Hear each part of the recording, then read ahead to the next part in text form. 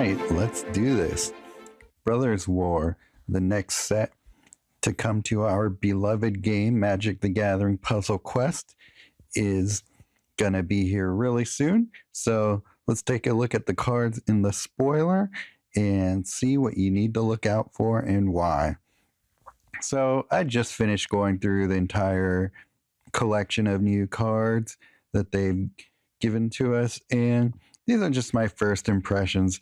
You know, everything changes as you play the game, but these are the ones that look like there's something to do with them just off the first impression. So first, let's look at Awaken the Woods. When you match 3 or more green gems, if this card's in your hand, increase this card's level by 1 and create X Dryad Forest tokens. X is this card's level. So that's an obvious put into Nissa Worldwaker, Renin 7, any Planeswalker and collection that you can make an easy amount of green matches, green cascades. So yeah, that looks like it's probably a pretty solid card. I'm guessing they're going to be 1/1 tokens. So either way, that might be a pretty decent card, especially for 6 mana. Wow. All right. Bladecoil Serpent. Now this is going to be a chase card for sure. When this creature enters the battlefield, draw X cards. Those cards gain X mana. X is the number of blue gems on the board. Already sold. Your opponent discard cards equal to the number of black gems on the board. Now that's nuts. And this creature gets Y +0 until end of turn. Y is the number of red gems on the board. Not bad, but nothing that I would like chase after. But really the only thing here is activate each of these effects only if you match gems of their respective color this turn. So make sure you have blue matches or black matches, and with blue PMA, well, either blue or black PMA, that shouldn't be that difficult to do. So yeah, I think even with that little restriction at the bottom, this is going to be a really solid card. Really strong. And it's tricolor, so you can bust it out with M5. So that's also awesome. And it's got haste and trample. What else do you need, really? Cityscape Leveler. Artifact construct. It is colorless, so cheating it out might be a little bit more difficult, but it's 24 mana, so that's kind of a lot. When you cast this card, this creature attacks, destroy your opponent's last creature. If you can't destroy an opposing support, then your opponent creates a Power Stone token. I can't remember for the life of me what a Power Stone token does, but I'm sure we'll get very familiar with them in this next set. Destroying your opponent's last creature if you can't destroy opponent's support. So you're just going to be decimating your opponent's side every turn if you can keep it on the board. When you match a support's gem, if this card is in your graveyard, it gains 3 mana. So there's a lot of ways to make supports. So, you know, this will go well in PMA as well because of all the time bubble gems you're going to be making, and anything that makes a lot of treasures. So there's a lot of ways to get this card out. So pretty awesome. Clay Champion. When this creature enters the battlefield, it gets +X/+X. X is equal to 2 times the amount of green gems. So that's already really cool. Your other creatures get +Y/+Y. Y is the number of white gems on the board. So that's also kind of nice. However, you're probably going to want to favor one or the other. But that will be great. So depending on if you put this in a green Planeswalker, you'll be buffing it. And then if you put this in a white walker, such as a Johnny, you're going to be buffing your other creatures. So very cool, very flexible card. But activate each of these effects only if you match gems of their respective color this turn. So yeah, just as it was with the other one, just make sure you have colors to match that respond to what you want. Deathbloom Ritualist. So this is going to be similar to Selvala. Convert. At the beginning of your turn, you may have this creature gain can't attack and can't block till the beginning of your next turn. And if you do, convert X gems to your planeswalker's color, and X is the number of creature cards in your graveyard. So, obvious choices would be pairing it with Angel of Suffering, anything really that Gather the Pack, Vivian Vanguard, all sorts of stuff. So really cool. Kind of a Renin 7 Vanguard in a creature. So there's definitely something there. I'm more intrigued in putting it in a black, like a mono black deck. So you can make a lot more, or there's less available to you to make a lot of black gems than green gems, because that's not usually black's strong suit. But there you go. That's my thought about this card. Disciples of Gix. Return, or when this creature enters the battlefield, pick 3 of the first 4 artifacts from your library, move those cards to your graveyard. This just seems like a nice little piece to pair with something like Brilliant Restoration. There's a lot of other new cards that are going to be able to fetch artifacts from your graveyard into play. So, or at least back into your hand, but there's something there.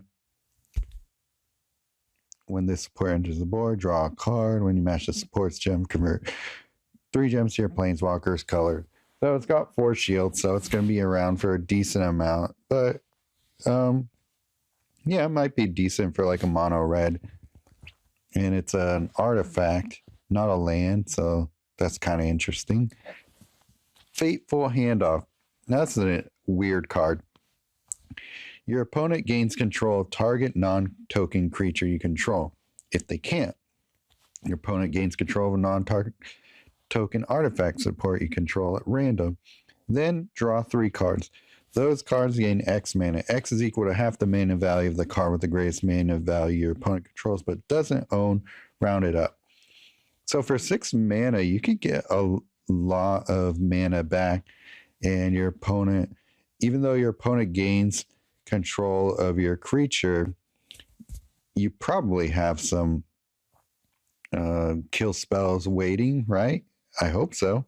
Some way to get rid of that creature that your opponent just got from you. Maybe you could steal it back with something like Invoke the Winds, or, you know, there's plenty of ways to mitigate the negative effects of this. So I'm really intrigued.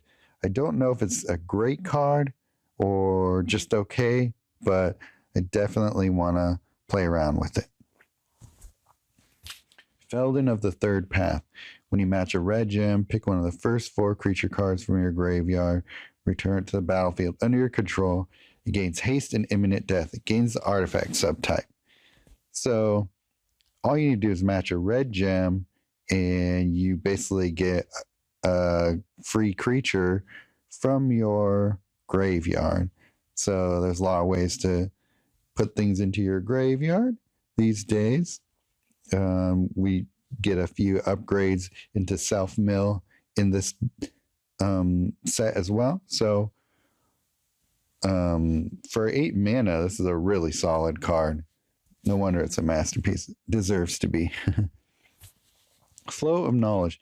Discard 2 cards and then draw X cards. X is the number of blue gems on the board. So probably a pretty good card to play toward the beginning of the match. Discarding 2 cards is not that big a deal if you're going to get your entire hand filled from playing this card. So it's decent. Nothing great, but it's intriguing. Fog of War. Gain X life. X is the number of creature cards in play, including their reinforcements. Power creatures base power Fearless becomes 0 until end of turn. So, depending on what your opponent is playing and what you have on the board, this can get you a lot of life back. And if you play on your opponent's turn because it has flash, you might be able to neutralize a big token stack or something on their side. So something there. Pretty cool. Fetch the first 3 artifact cards from your library. Just pretty standard, but if you're playing somebody like if you're playing a vehicle heavy deck or something like that, something with a lot of equipment, this could be a decent card to make sure those get into play really quickly. I could see Saheeli wanting to use this with her. When this creature attacks, if there are 3 or more creature cards in your graveyard, draw a card, it gains 5 mana. So, not a bad card. It might be a little expensive, but for newer players, I could see this being a decently used card. All you need to do is just fill your graveyard with something like Gather the Pack. And yeah, there you go. And then you get 5 mana card drawn. Giant Cindermaw. It's just interesting to me because of the players can't gain life aspect of it. It's very much an anti, Angel of Suffering or something like that. Plus, it's also a 4/3 with trample for 9 mana, so that's not a bad creature. This is one of the more interesting cards in the set. Gix Yawgmoth Praetor. It's a 3/3 for 9, so that part of it isn't great. But when a creature you control deals damage to your opponent's planeswalker, you may lose X life. If you do draw a card, it gains X mana. X is 1 plus the number of reinforcements of that creature. So, token heavy decks, definitely going to want to try this card. Losing X life, you're going to want to pair that with Angel Suffering as well, or something with a lot of life gain. At the beginning of your turn, if your hand is full and all of your cards have mana, you may discard all cards from your hand. If you do draw 6 cards, those cards gain full mana and those cards gain Outcast. So, what does that mean? It means that you'll be able to play all your cards. However, depending on what kind of cards they are, you might lose them all the next turn. And you got to be really careful to play any permanents from your hand into Outcast unless you don't mind them being exiled at the end of your turn, which I feel like a lot of times you will. So, really strong card, but very tricky. There's a lot of disadvantages to using this card, so you got to be really careful with it as well. But definitely a very intriguing card. Glimmer Void. When this support loses shield, each artifact card in your hand gains 3 mana, and at the end of your turn, if you control no artifact cards, the support loses 1 shield. So each artifact card in your hand gaining 3 mana is pretty cool. That means you can play a lot of the really heavy mana cost artifacts that you get in this set, but also makes it a lot easier to play vehicles and such. So I don't know, there might be a resurgence of the Neo vehicles in this set just because there's making it way easier to play some of them with all the ways that you can get artifacts into play. So something to look out for. Involuntary cooldown. Up to the first 2 opposing creatures gain stun counter 2 and disable those cards until end of turn. So yeah, it's just a really solid just disable effect. If you for some reason aren't playing Sleep with the Fishes, or you're playing Sleep with the Fishes but you're against creatures with hexproof. Well, this will be a good way to slow that down and yeah, be able to cast the Sleep with the Fishes on a hexproof creature because of this card is also cool. Yeah, I feel like this card will be a nice little control card that you'll probably hate pretty soon. Kaela's Command. If you control 2 or less creatures, create 2 construct tokens. Otherwise, target creature you control gets +1/+1 and it gains double strike until end of turn. So already that's pretty nice. There are 6 or less white gems on the board. Convert 6 gems to white. Otherwise, gain 4 life and draw a card. Gains 3 mana. So nothing amazing if you separate all the different aspects of this card, but added together, it's a pretty solid card that does a lot for you. So I kind of like that there are cards in this set that can do multiple things for you because it makes it easier to justify a deck slot for it. So one of the things about this game is that being so limited in the amount of cards that you can put into your deck, you're going to want a lot of things that can do double or triple duty for you. So this is a card that fits into that criteria. So pretty cool. Legions to Ashes. Exile each opposing non-emblem token support. If you can't exile an opposing token creature with the greatest number of reinforcements, if you can't exile opposing card at random. Again, something that can do double or triple duty for you. Pretty solid little card. Nice removal that can do different types of removal for you. So it's like one of those cards like Void Rend or Endless Detour. Mask of the Jade Crafter. This is a weird card. I don't know if it's great or bad, or I don't know. We'll see. Mana Field reinforces support. When you match a support's gem, destroy the support. When a support is exiled or destroyed, create an artifact golem token. It gains +X/+X. X is equal to 1 plus the support's reinforcement. An artifact golem I saw is a 0/1 token. So when you match 3 or more green gems with this card's in your graveyard, it gains 3 mana. When you cast this card from your graveyard, it enters the plays with its reinforcements and gains enchanted when its support is destroyed, exile it. So it's a lot of work to make just an artifact golem that's just going to be okay. So probably not worth considering putting into a deck that's already pretty strong. But for newer players, I don't know. It's probably not a very good card. Either way, the more I think about it, the worse it gets. Mechanized Warfare. Okay, so this is one of the cards that I could see is going to be abused heavily. It's a support card, red, 9 mana, 3 shields. When another red or artifact source you control deals damage to a creature, deal 2 damage to that creature. When another red or artifact source you control deals damage to your opponent's planeswalker, now this is where it gets good. Deal 2 damage to your opponent's planeswalker. So how do you do that? Well, you combine red colorless and every red spell that you can think of into a deck, and all of a sudden you're doing a ton of extra damage.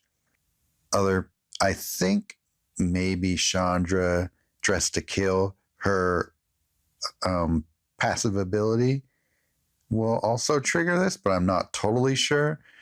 So if that's true, say you cast Exquisite Firecraft, for example, you do 6 damage to your opponent's planeswalker, and then this does an extra 2, and then Rem Carless triggers, does another 2 damage. This triggers again, does another 2 damage, and then if Chandra's passive also triggers from that, you get another 1 damage and then another 2 from this. So for casting Exquisite Firecraft, you're doing I think 16 damage to your opponent. I don't feel like doing the correct math in my head, but just think of the potential of this card, and it's just going to be nuts. Really looking forward to seeing how this actually plays and whether or not they decide to nerf it, because I feel like it might be one of those cards that's a nerfing candidate. Mishra claimed by Gix. It's a meld card, so it melds with Phyrexian Dragon Engine, which I'm not sure I put into my preview here, but oh well. At the beginning of combat on your turn, your opponent loses X life, you gain X life. X is the number of creatures you control without defender, can't attack, and stun counter, including their reinforcements. So including their reinforcements is really the key. And it doesn't say non-token creatures or anything. So pair this with rabble rousing, and you're just going to be doing a ridiculous amount of damage, and any sort of token generator, such as rabble rousing, will probably work just as well. But rabble rousing seems to be the king of creating tokens at the moment. Mishra's Command. An opposing Vanguard support loses X shield. If it can't, deal X damage to target opposing creature. And if you control one or more creature cards, target creature you control gains plus X plus 0 and gains haste until end of turn. Otherwise, discard X cards without mana at random, then draw that many cards. X is this card's stored mana. So up to 11 mana it will cost to cast this card, but it does a lot of different things. It's another one of those cards where it could be useful just because of the flexibility in the amount of different things it does. Mishra's Factory. The first artifact card with buried in your graveyard gains mana equal to the number of artifact cards you control. When an artifact creature enters the battlefield under your control from your graveyard, it gets plus X plus X. X is the number of artifact cards in your graveyard. So it's a cheap card, 5 mana and 3 shields. I'm not totally sure it's going to be great, but depending on what you pair it with, I mean, Angel Suffering is going to be the best way to fill your graveyard, and it shouldn't be that hard to do. So I feel like this can be a really strong card with a lot of potential. Same with Mishra's Foundry. First artifact card in your hand gains mana equal to the number of artifact cards you control. If it's a creature card, it gets plus X plus X. X is the number of artifact cards in your hand. So up to 6 at a time, which is okay. Yeah. Depending on how long that card stays in your hand, the creature card can maybe buff it up pretty big. But yeah, it's not as good to me as this one, but it still has some potential use. And then Mishra's Workshop. Now this seems like probably the best one. Mana Field. Each artifact card in your hand gains mana equal to the number of artifact cards you already control. So I don't know if that means in reinforcements as well, but probably not. That would be really cool if it does. So I'm intrigued.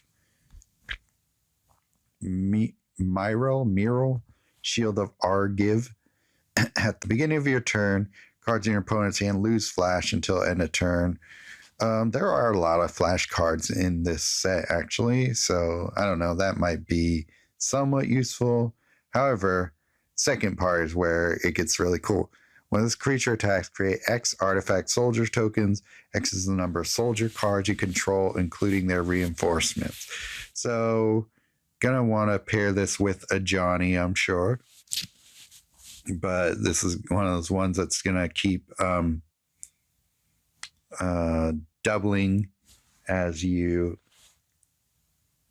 go. So, this was one of those creatures that gonna want to get out of the way as soon as possible because it's gonna snowball and then steamroll you.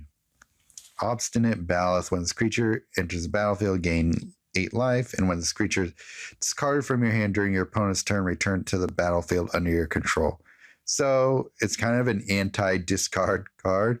You get a little bit of an advantage from it being discarded. So it's not bad if you're not having to pay for it. It's a 4/4 and you get 8 life when it enters the battlefield. So it's not terrible. Pretty good little card for maybe beginners. And here we go. This might be my favorite card of the set. One with the multiverse. Support card, enchanted. It's blue because why wouldn't it be? At the beginning of your turn, you may fetch the first card from your library, and if you do, it gains full mana. Otherwise, convert 6 gems to blue. So, it sounds like you can choose to either grab the first card from your library and gaining full mana, or converting 6 gems to blue. It is 25 mana to cast. However, there are so many things. Mock Sapphire, get it out on the board as soon as you hit that mana field. And then it's an enchantment, so you can bring it to the board with Brilliant Restoration or, Invoke Justice or any of those cards that can pull enchantments or supports from the battlefield or from the graveyard into play. Ashiok 2 is going to love this card. Dakon's going to love this card. Anybody who can take advantage of the graveyard and has blue in their color pie. Yeah, amazing card. Fetching the first card from your library and giving it full mana at the beginning of your turn. I mean, what else do you want? That sounds fantastic. Gimme, gimme, gimme. Over the top. Each player fetches the first X creature and support cards from a library. Creature and support card from the library. Creature and support cards. That threw me off because there's a missing capitalization. Creature and support cards in each player's hand gain X mana. X is the number of cards that player controls, including their reinforcements. So it's one of those double-edged swords. But yeah, I think if you play this after you wipe their side of the board, I think you can mitigate the amount of advantage you give to them. But this card seems really cool in the right situations. And I'm looking forward to trying that card out. It'd be good for tricolor walkers, I think, as well. Painful Quandary. When your opponent casts a card, your opponent discards the last card without mana from their hand. If they can't reinforce the support, then your opponent loses X life. X is a support shield. The key is going to be reinforcing this support, which I think if you put a bunch of these in your graveyard and then bring it back with Brilliant Restoration, you're going to get a pretty solid shield count on it.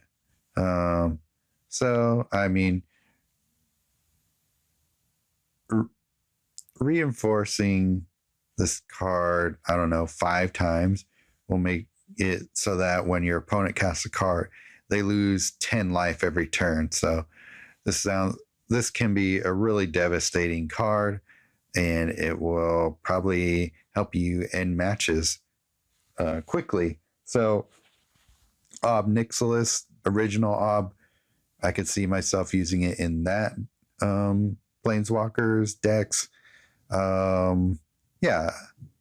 Pretty much any mono black walker. I could see myself playing around with this card. Oh, here's Phyrexian Dragon Engine. So this is the one that melds with that Mishra. When you match 3 or more red gems, this card is in your graveyard, gains 3 mana. When this creature enters the battlefield from your graveyard, you may discard all cards from your hand. If you do, draw 3 cards, and those cards gain half their mana. So that sounds like it could be cool. We'll just have to see if this card is as good as I hope it is. I don't know. It could be just okay. Discarding all your cards from your hand can happen at very inopportune times, but it can also happen at the best time. So you just never know sometimes. Phyrexian Flesh Gorger. When this creature enters the battlefield, kicker 8, this creature gains +4/+2. Activate only if you match black gems this turn. And then at the beginning of your opponent's turn, your opponent may lose X life. If they don't, this creature gains hexproof until end of turn.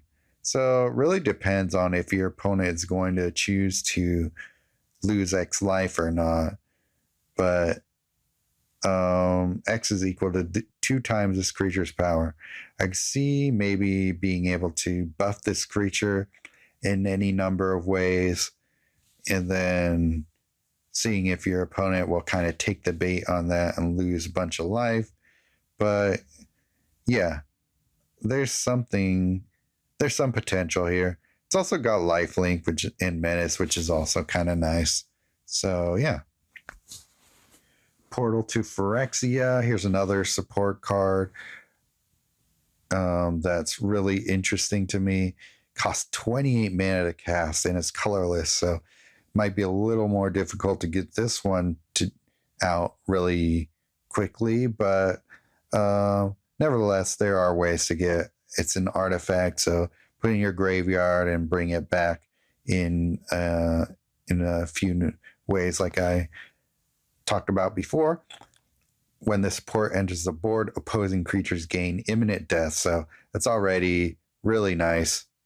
At the beginning of your turn, choose target player and pick one of the first 4 creature cards from that player's graveyard.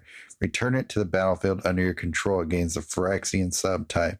So that's amazing. That can be really easily abused because you can put things like Gather the Pack into your deck, Angel of Suffering, put tons of creatures into your graveyard. So yeah, real dream for people who love to play with Reanimator decks such as myself. So definitely a chase card for myself. Pyrrhic Blast. This is not too bad. It's a spell card with red, or 4 red, costs 8 to cast. Target creature you control without imminent death gains imminent death. Then an opposing Vanguard support loses X shield. If it can't, deal X damage to the first opposing creature. If you can't, deal X damage to your opponent's planeswalker. And draw a card. It gains X mana. X is equal to the base power of your first creature with imminent death. So there's a lot that it can do. Maybe there's a reason you want to give one of your creatures imminent death. So, or if it already has imminent death for whatever reason, that's also a nice way to take advantage of this card. But it can do a decent amount for you, so not bad for a common.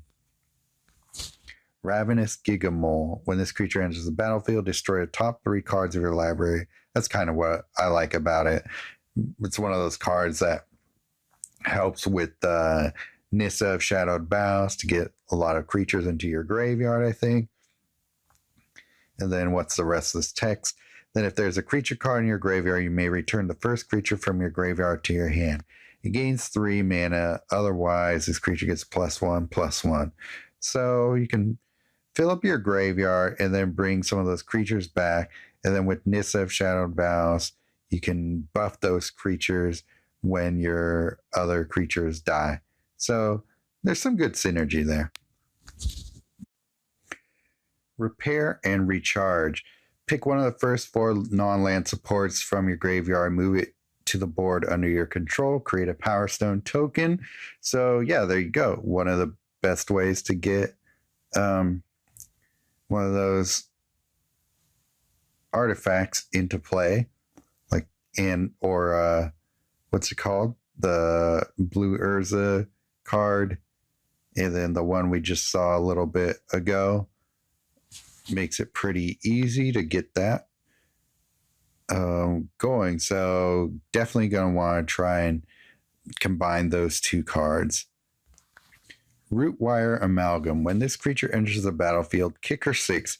This creature gets +3/+2. Activate only if you match green gems this turn. And at the beginning of combat on your turn, you may drain 14 mana from your hand. If you do, destroy this creature, create an artifact golem token.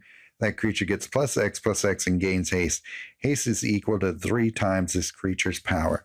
So this creature is not very good. Let me tell you why. So you're casting this card for 6 mana. And then to get it buffed more, you pay another 6 mana. So at this point, you're paying 12 mana for a 5/5 creature, which with nothing else to it, which not good. And then at the beginning of combat on your turn, you may drain 14 mana from your hand. So at this point, you're at, and then if you did that, you'll get a 15/15 artifact golem for 28 mana. That's a lot for a golem token with haste. So you're swinging for 15 damage because it has haste. So that's kind of nice, I guess. But that's a lot of mana to invest into this creature that's just okay. If the artifact golem had anything more special to it, then I could see using it. So yeah, not very good. There's so much better you can do with 28 mana. You can get that Urza support out for 28 mana, which is way better. So yeah, don't fall for this creature. It's a trap. I mean, there is one thing you could do. You could throw like a Buna Boseiju on it, but then that's more mana. So yeah, it's just going to take a lot of futzing around with your deck to make this creature really viable. So I don't know. Maybe I'll play around with it and maybe I'll be pleasantly surprised, but I don't see myself using this creature in any serious way. Shoot down. Exile target opposing creature with flying. If you can't, exile target opposing or artifact enchantment creature. Or if you can't, just exile. So I like that it exiles rather than destroys, and that it can target many different types of cards of your opponent. So that alone might make it worth including in some decks. It's especially good for newer players that don't have a lot of access to support removal, or just mono green with a lot of removal either. So yeah, this can be definitely playable. Skyfisher Spider. When this creature enters the battlefield, you may have your first other creature gain imminent death. If you do, destroy an opposing Vanguard support. If you can't, destroy a target opposing creature. When this creature dies, you may exile this card from your graveyard, and if you do, you gain X life. X is the number of creature cards in your graveyard.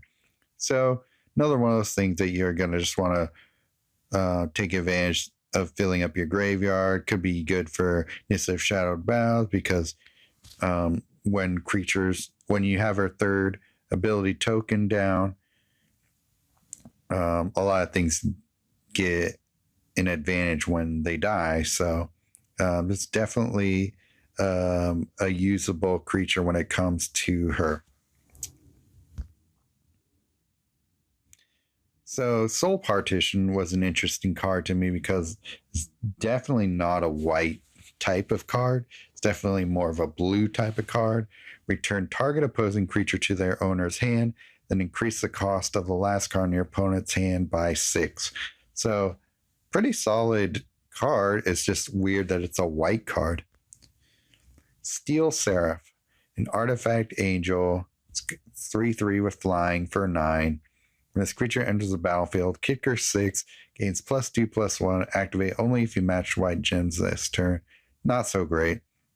However, beginning of combat on your turn, target creature you control gains an evergreen at random between flying, vigilance, and lifelink until the beginning of your next turn. Can be potentially good, but the problem is you're usually going to want vigilance or lifelink on that creature. And without being able to rely on it, it just seems like it's a lot too, or it's just too heavily reliant on chance to be any good. So not great, but I just thought it was kind of an interesting card. Su-Chi Cave Guard.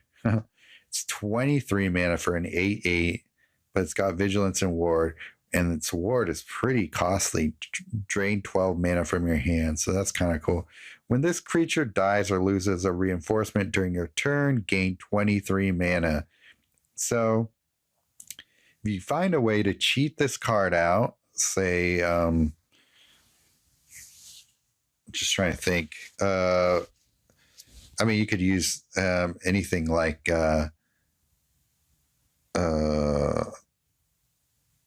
any of the black spells that bring creatures back to the battlefield. So that's one way. And then you throw imminent death on this, or you sacrifice this creature in whatever way you choose. That's a great way to gain 23 mana. So I feel like there's a good way to abuse this card. And with the trick is going to be getting it onto the board without paying the 23 mana. So pretty cool common or uncommon. Definitely intrigued by it. Surge Engine. Can't attack. When you match 3 or more blue gems, this creature loses defender and can't attack and gains unblockable. It's only a 3/2, but it only costs 5 mana, so that's actually not bad. When you match 4 or more blue gems, if this creature doesn't have a defender, this creature gets +2/+2. So you can grow it in not that difficult of a manner. Then when you match 5 or more blue gems, draw 3 cards. Those cards gain 3 mana.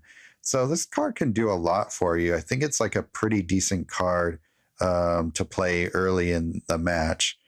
But it's also probably a decent mid-game creature as well. Just the trick is making sure it doesn't die before you're able to match 3 or more blue gems. So you'll probably want to give it prevent damage with our buddy Rem Carlos. Symmetry Matrix. When a creature enters the battlefield under your control, if its power is equal to its toughness, you may drain 3 mana from your hand. If you do, draw a card to gain 6 mana. So this seems like it'd be pretty good with token generators.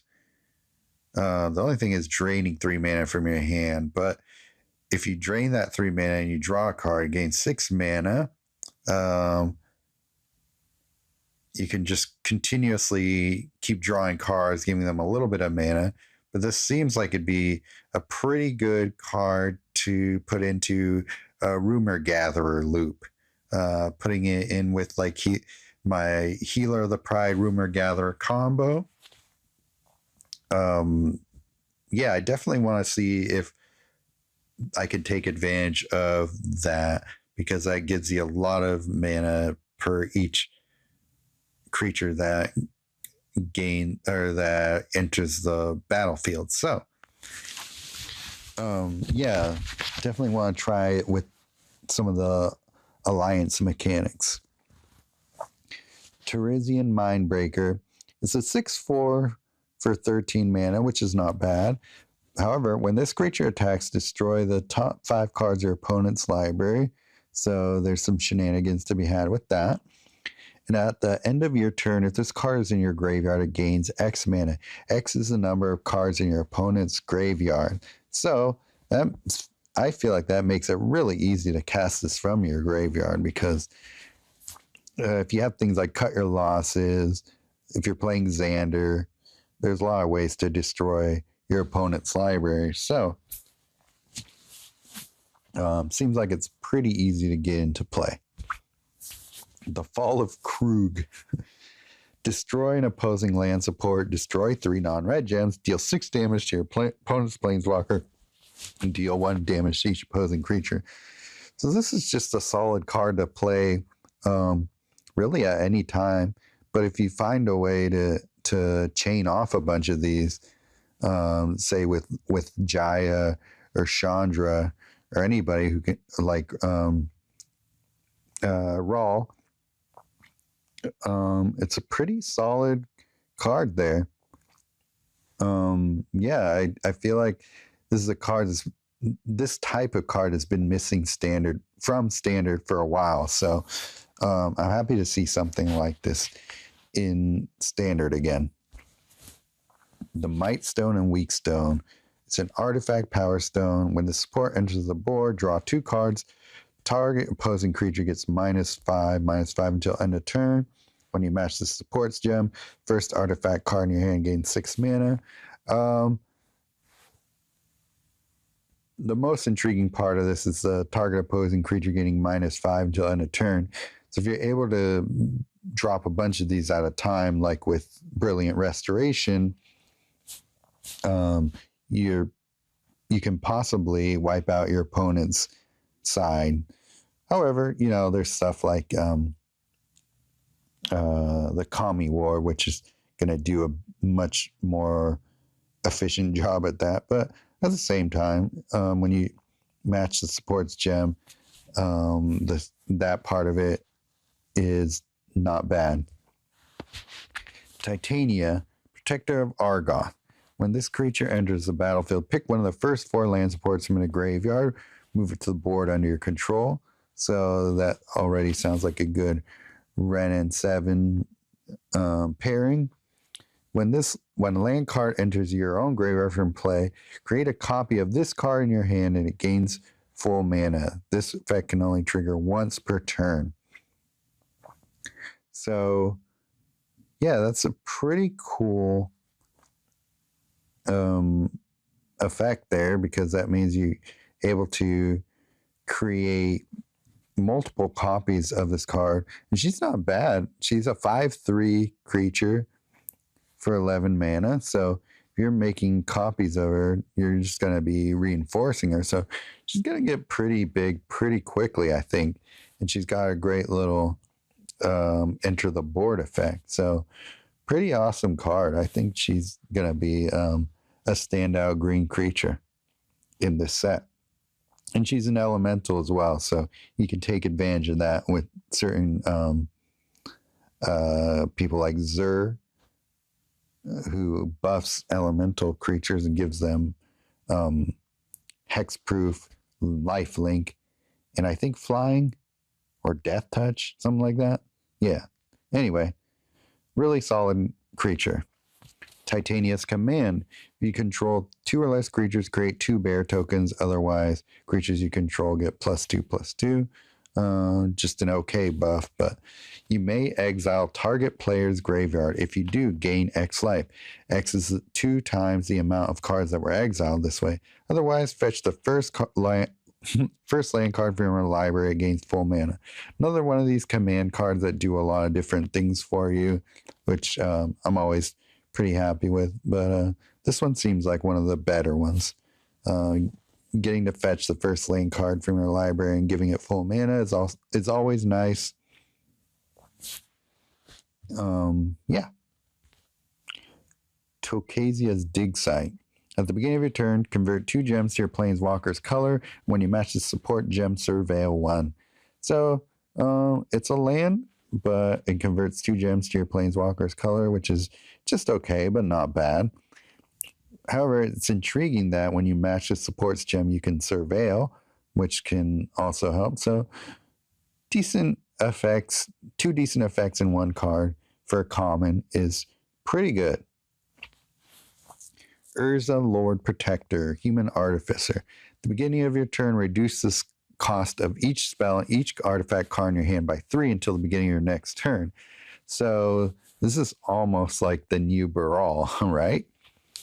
And it's costs only 6, because reducing the cost of each spell is almost like giving a spell mana. Definitely differences, of course, but yeah, I really like the idea of reducing the cost of each spell in your hand.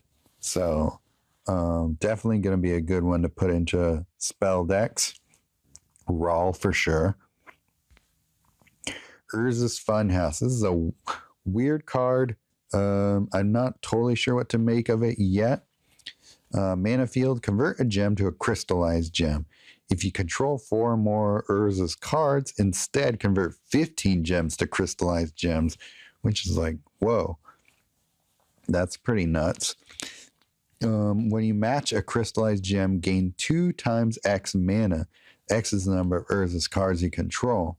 So I don't even know how many Urza cards you can control at one time, but probably a decent amount. And then at the end of your turn, you may drain 12 mana from your hand. If you do, draft a card from Urza's spellbook.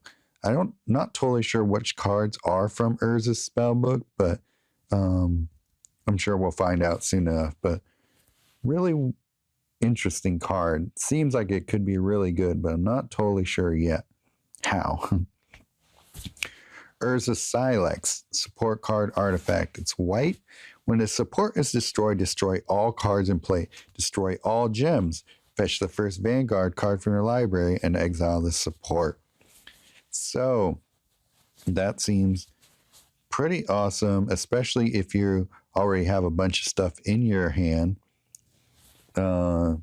Because destroying all the gems will probably create a bunch of cascades. Then you can fetch Vanguard cards from your library. So, very interesting card. Board wipe in a support, which is not seen very often in this game. Yotian Dissident. When an artifact card enters into play under your control, target creature you control gets +1/+1. So, artifact cards mean like gold, treasures, vehicles, equipment, anything like that. So there's a lot of ways to grow this creature. So it'll be fun. I kind of like these cards where you can see how much you can buff them up. So could be cool.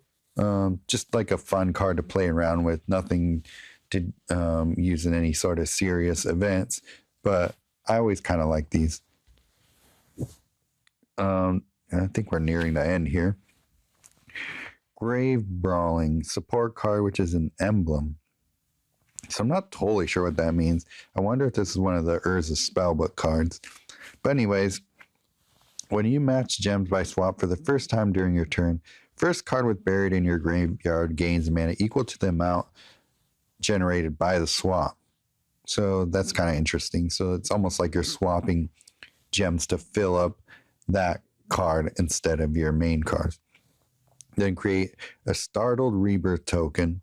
If you can't, destroy the first creature card from your library. From your library, that's a typo. It gains buried X. X is that card's base mana cost. Okay. So when this supports gem is matched, all cards with buried in your graveyard gain 3 mana. Yeah, so it's one of those cards that can help you with all these buried cards. We got a lot of buried cards in the set, actually. So this can actually be a pretty useful card for a lot of graveyard. Like if you want to play around with casting things from the grave, reanimating and whatnot. So I definitely want to try this card out. I'm not totally convinced it's going to be a really solid card to use, but I still like it. So, yep, that's the end of my preview. I'm sure there are people out there that will be doing the entire set. Definitely check out Steve on Twitch. He does a very extensive rundown of every card. Tends to hate most of them, so it's always interesting to find out which ones he sees potential in. And, I'm sure Gauze and Althazar will do their versions of this as well. So always an exciting time when a new set is about to release.